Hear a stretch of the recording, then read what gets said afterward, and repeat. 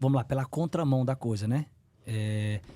De cima para baixo eu voltei, assim, consegui o sucesso para depois voltar de novo porque era uma vida muito sofrida. O circo, meu pai sempre dizia para minha mãe, eu não quero nosso filho crescer nesse ambiente. Eu quero que ele vá para a cidade, eu quero que ele estude. Meu pai sempre se preocupou com isso, porque de fato o circo era sofrido demais. Então a criança do circo, quando saía de uma cidade para outra, a criança não estuda, é difícil para ter colégio que acompanhe, que deixa a criança vir de várias escolas, né? Porque o circo fica, como eu te falei, a temporada, é 1 mês, é 2 meses, se a praça tá ruim, ele desarma e vai embora.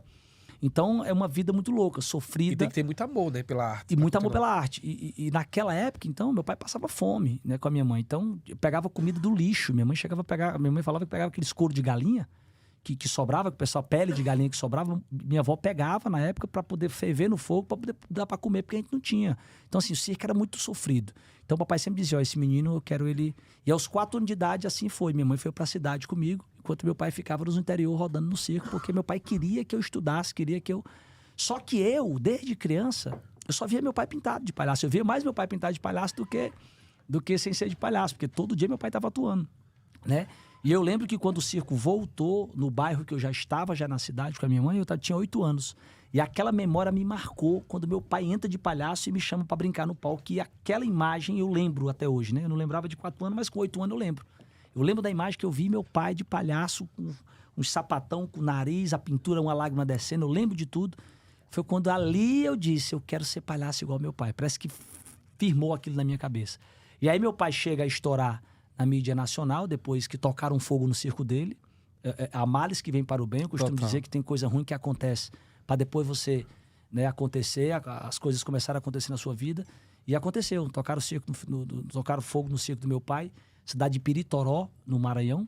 E aí, depois que tocaram fogo no circo do meu pai foi para comédia. Senão ele estaria no circo até hoje. Talvez ninguém tinha descoberto ele. Então, quando tocou fogo no circo, que ele voltou sem circo pro Ceará, os caras pegaram ele e colocaram ele para fazer aniversário, colocaram ele para as pizzarias, e ele começou a se tornar um comediante. Até que ele estourou, gravou um CD, um disco, uma fita primeiro, Florentina, e a Florentina estourou. E quando a Florentina estoura, eu já tinha de 10 para 11 anos. Então, aquele sonho de 8 anos, de moleque, aqueles 2 anos, que eu tava ainda de ser palhaço, eu já passei a ver meu pai na televisão, eu já queria fazer aquilo que meu pai fazia na televisão. E aí, como meu pai estava estourado no momento, tudo que fizesse ali, quem fizesse alguma coisa do Tiririca naquela época, estourava. E aí veio o filho dele imitando ele, né? E eu, Tiririquinha, era engraçadinho, baixinho, gordinho, pequenininho. Aí logo o Gugu me chama para fazer uma participação. E eu fiz uma participação no Domingo Legal e não saí mais do Gugu. Todo domingo eu tava lá, isso em 1996. E aí de lá para cá, 27 anos de carreira, na estrada como já comediante, porque já peguei empresário, peguei gravador, então eu fui na contramão do negócio. Meu pai tava estourado, o boom do meu pai, eu fui como criança. Só que depois eu sofri as consequências. Com 15, 16 anos eu comecei a crescer, comecei a me tornar outro Tiririca. Então eu não tinha minha identidade. Ali, a imitação, a cópia, né? Quando eu comecei a crescer, não tinha mais graça eu fazer o abestado, meu pai. Os caras olhavam e diziam, ó, imitando o pai dele. Ó, o papagaio do pai dele. Esse cara não tem talento nunca, esse cara só vai imitar o pai. Então aquilo eu comecei a sofrer. Aquele preconceito de que eu só estava ali porque era filho do Tiririca e também eu não tinha minha própria imagem. As pessoas começaram a te invalidar. Total. Ah, é o pai, ó. Só faz o que o pai... É o papagaio do Tiririca aí, ó, e tal. E aí eu comecei a se sentir mal. Aí foi quando eu parei, com 16 anos, eu parei de imitar ele. E aí foi outro processo na minha vida. Eu fui tentar recomeçar, para eu me encontrar. Porque eu tiro da minha cabeça que eu só sabia imitar o meu pai. Porque meu pai é meu maior ídolo. É o cara que é meu super-herói. É o super-herói que eu vi ali com 8 anos, eu disse, é isso aqui que eu quero ser. E então, para mim... foi difícil sair. Eu sou muito parecido com meu pai. A gente é muito parecido falando, gesticulando, andando. A gente é muito parecido. E quando bota a peruca é outro Tiririca. Quando eu me transformo no meu pai é a falha. Menino, eu vou morrer. É muito igual. Muito igual. Então, quando eu sabia que, cara, eu nunca vou ter minha identidade. E isso meu pai conversava muito comigo. E nisso as pessoas te comparavam já com ele? Pra caramba. Aí ficava aquela comparação. Aí se meu pai lançasse uma piada e eu fizesse a piada, pegou do pai, não tem capacidade de criar a própria piada, aquilo me doía. E aí eu comecei a tentar mudar. E aí eu não quis a ajuda do meu pai. Tipo, eu não queria que meu pai me ajudasse em nada, porque aquele filho que não, deixa eu vou conseguir sozinho, e quebra na cara. Quebra na cara. Aí fui pra banda, Entrei numa banda, isso eu nunca contei, eu tô contando a primeira vez. Aí entrei numa banda chamada Mó Mentira. Mó mentira. A maior mentira do forró. Era a banda de forró. Mó Mentira. Existia essa banda mesmo. Existia, se você botar no Google aí, você vê Mó Mentira. Mó Mentira, bota no Google aí, tem um no Google de Mó Mentira. Mó Tiro Lipa e banda Mó Mentira. Eu no Google, aí eu fui atrás do meu pai. Pai, me bota na televisão, eu tô com um projeto aí com a banda, isso que é o nome da banda. Eu digo Mó Mentira. Tiro livre, fala. Ele eu é meu filho, vai chegar Mó um Mentira. com Mó Mentira, Tem o Mó né? Mentira, depois tem a outra, mas tem o Mó Mentira, rapidando Mó Mentira. Mó Mentira. E eu fui, aí meu pai foi, disse, me deu uma força, me colocou no Google, me colocou em alguns programas de TV. E eu comecei a fazer alguns programas. Fiz a Praça é Nossa com meu pai e tal. Mas foi a maior mentira de todos os tempos. Não foi pra canto nenhum. Aí, terminou a maior mentira. Eu fiquei um tempo ainda vendendo carro na feira da Parangaba ali, fazendo algumas coisas na feira, trabalhando e tal. E meu pai disse, mas vem pra cá trabalhar comigo. Eu digo, não, pai, eu quero vencer sozinho, eu quero mostrar pro senhor que eu posso, que eu consigo. Sabe aquela coisa de mim, de querer mostrar, de querer... Não preciso da ajuda do senhor, não. Porque me doía quando o cara dizia, é o pai que colocou aqui. É o pai dele, só tá aqui porque é filho do Tiririca. Isso me doía demais. Eu queria conseguir por mim mesmo, né? E aí foi quando eu entrei no outro projeto, que era Forrozão Levada Sacana. Tiro Lipa e Levada Sacana.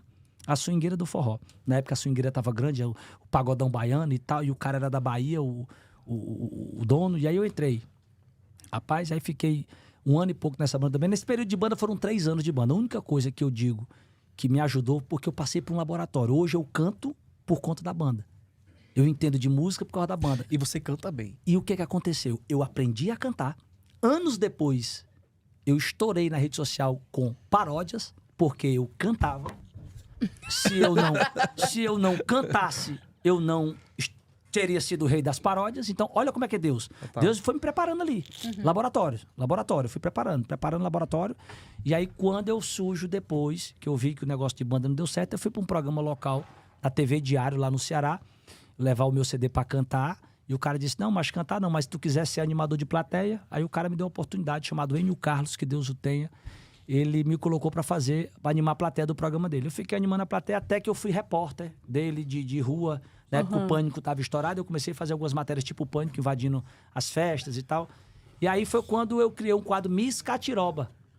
E aí eu estourei no Era Ceará só com esse nomes quadro. mirabolantes, né? Miss Catiroba, eu pegava uma mulher da favela e transformava... Uma mulher fraca das feições e transformava ela em Gisele. E aí eu botava tapete vermelho na casa dela e dizia, vem, princesa. E ela vinha, Miss Catiroba. Era um estouro. E aí foi um sucesso Miss Catiroba no Ceará. E aí eu comecei já a ter um personagem. Já era Mulher Rapadura. Na época, eu criei um personagem Mulher Rapadura, que tava aquela mulher fruta, lembra? Melancia, melão, era fruta doidada, moranguinho. E aí eu digo, no Ceará, a fruta que a gente come é rapadura, meu amigo. Eu digo, ninguém troca uma rapadura. Vai comer doce, vai comer... Não, vai comer a rapadura. Eu digo, eu sou a Mulher Rapadura. Aí eu fiz a Mulher Rapadura, E um é dura, personagem. né? É dura. Dura, sou a Mulher Rapadura. Aí eu fiz a Mulher Rapadura. E aí foi um estouro. 3 anos de sucesso de Mulher Rapadura no Ceará. Eu já comecei a ter... Aí eu estou encontrando meu negócio. A sua identidade. Aí minha identidade. Aí fui fazer show nas pizzarias. Aí fui começar onde meu pai tinha começado. Nas casas de show, nas pizzarias, churrascarias, aniversários, né? Casas de praia. Comecei a fazer naquelas casas de humor do Ceará. E o negócio foi andando até o meu pai um dia me chamar para eu passar um mês, 2 meses com ele no show do Tom, porque a minha madrasta estava grávida, da minha irmã, a Nandinha, e o pai disse, cara, vem me ajudar aqui, que a minha mulher não tá aqui para tu passar texto comigo e me ajudar. Eu digo, pai, eu tô gravando um programa das mulheres aqui. Ele disse, cara, vai na semana. Eu digo, dá certo.